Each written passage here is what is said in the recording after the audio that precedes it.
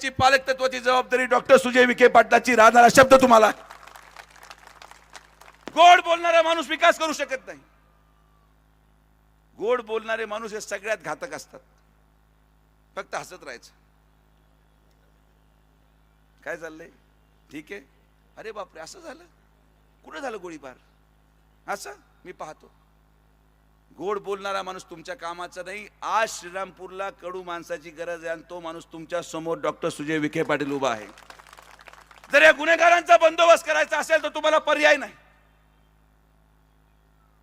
आज जर श्रीरामपूरमध्ये लोक उघडा दिवस घेऊन कट्टे घेऊन फिरत असतील तर याचं कारण कोणाचं आहे हे सांगितलं पाहिजे. 40 वर्ष ज्यांनी या शहरामध्ये सत्ता गाजवली हे त्यांच्या नाकर्तेपणाचा परिणाम आहे की आज आमच्या महिला रात्री बाहेर निघायला घाबरतात. तुम्ही आमचा नगराध्यक्ष निवडून द्या, 3 वर्षामध्ये तुम्हाला श्रीरामपूरची घाण साफ करून देतो हा सुजय विखेचा शब्द आहे.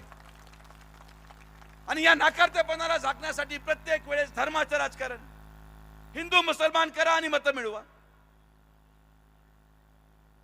जातीपातीचं राजकारण, मराठा कोण, ओबीसी कोण, बौद्ध कोण, मातंग कोण. मी श्रीरामपूरला मनुष्याला माणुसकी म्हणूनच पाहायला आलोय. मला फरक पडत नाही.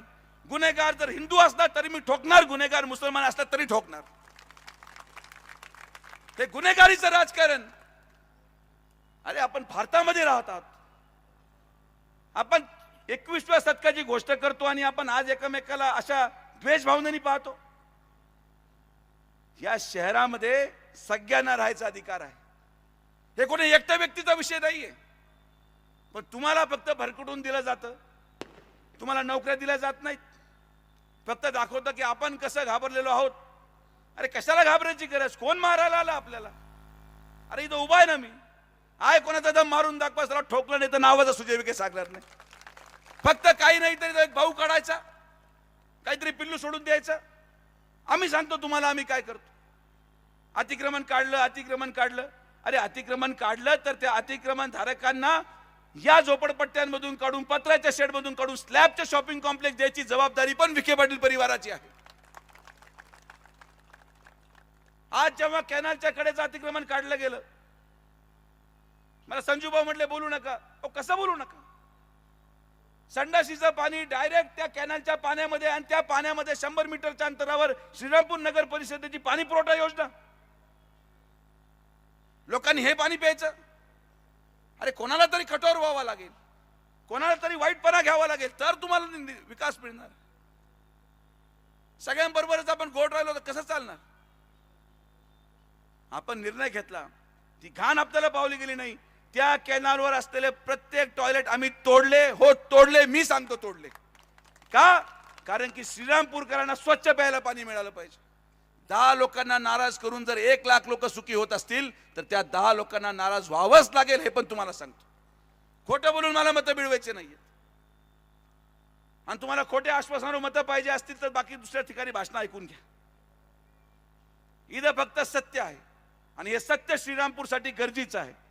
हे सत्य श्रीरामपूरच्या विकासासाठी गरजेचं आहे. आम्ही तुम्हाला घरं देणार, आम्ही तुम्हाला गाळे देणार, आम्ही तुम्हाला उपजीविकेचं साधन देणार.